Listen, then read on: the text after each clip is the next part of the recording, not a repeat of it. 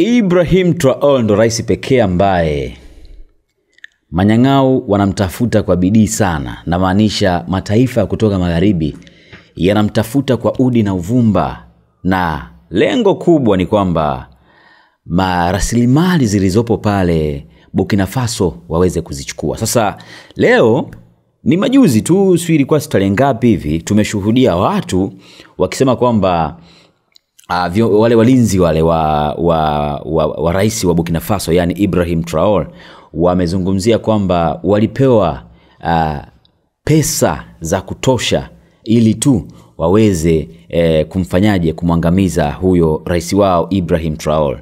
Lakini bahati mbaya au bahati nzuri, Ibrahim Traore kwa sasa hivi halindwi na watu wake, yani asilimia kubwa intelijensia na wafanyakazi pale katika nchi ya Burkina Faso ni warinzi, ni intelijensia ya kutokea huko kwa Putin, yani huko Urusi. Na kinachoendelea ndo kinachowachosha haya mataifa ya magharibi. Wamejitahidi sana kumwangamiza, na ametafutwa, amelengwa kwa aina tofauti tofauti, lengo wamuue. Lakini cha ajabu ni kwamba ulinzi Mungu aliompa huyu rais ambaye anawasumbua, na ndo taifa pekee kwa sasa hivi naweza nikasema kwamba halina madeni kama jinsi zilivyo nchi nyingi za Kiafrika. Zina madeni, zinadaiwa matrilioni ya pesa ambayo yanadaiwa kwa sababu amekopa kutoka nje. Huyu jamaa amekataa mikopo, amekataa chochote kutoka huko mataifa magharibi, na zaidi anasema kwamba mkitaka kunisupport basi jengeni shule, wape elimu watu wangu. Na ndo hicho kinachomfanya huyu rais aendelee kupendwa na taifa lake tofauti na mataifa mengine. Sasa unaweza kuwa unajiuliza anawezaje kujilinda, na ana ulinzi wa aina gani ambao unamfanya aendelee kusurvive? Kwa sababu tumeshuhudia akina Sankara jinsi walivyouawa na watu wake mwenyewe. Tumeshuhudia pia hata kina Patrice Lumumba wameuawa na watu wao wa karibu.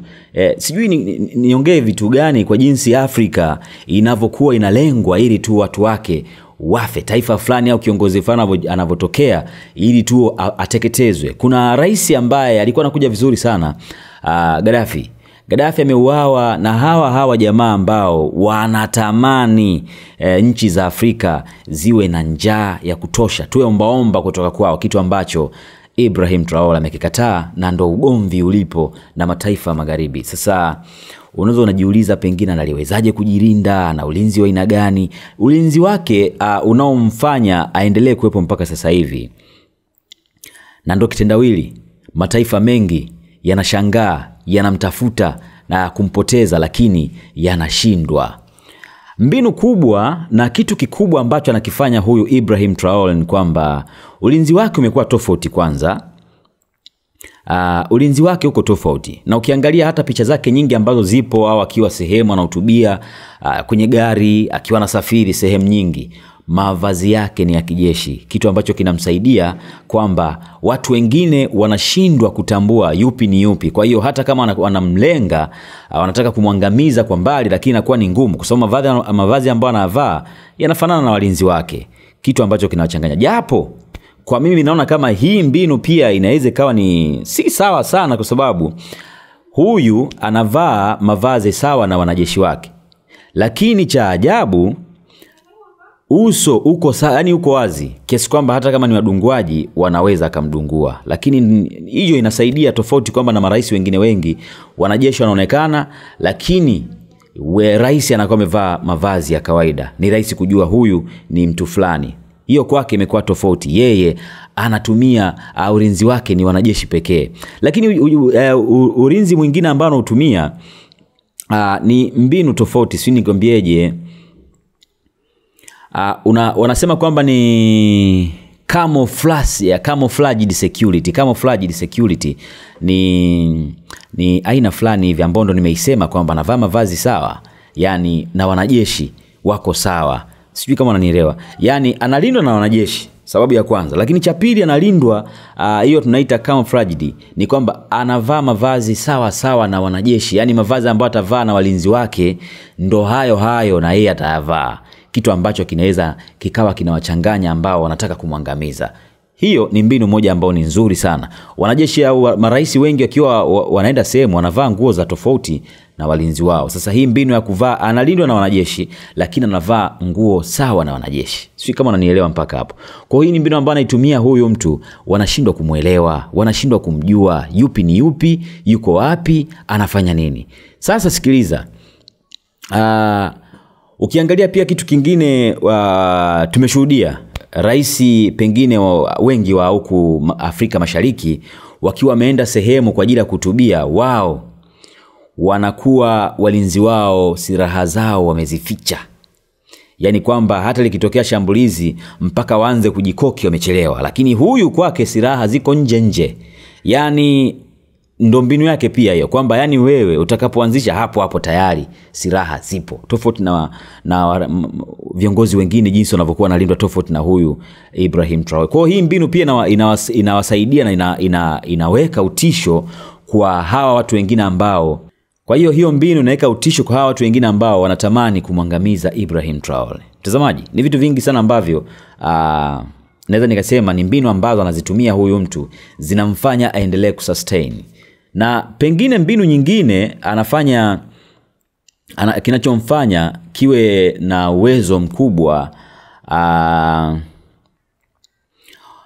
ukiangalia watu wengi, viongozi wengi wa nje, hata Urusi tumeshuhudia, huyu hapa Kim Jong Un pia tumeshuhudia, wanatumia mbinu fulani hivi tunahitaje ile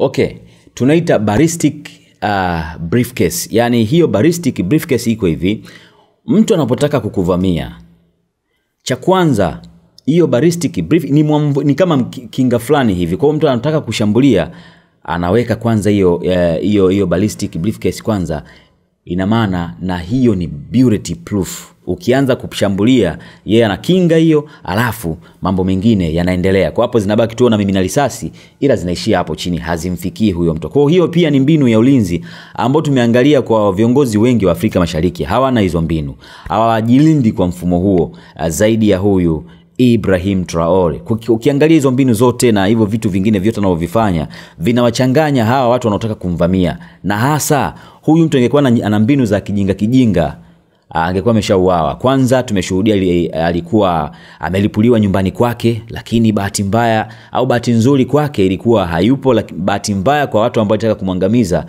hakuepo. Kwa hiyo imesaidia.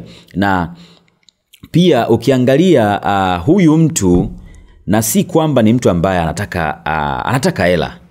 Yeye hajataka hela kwenye uongozi wake, hajataka fedha, hajataka chochote zaidi ya kutaka kulinda watu wake.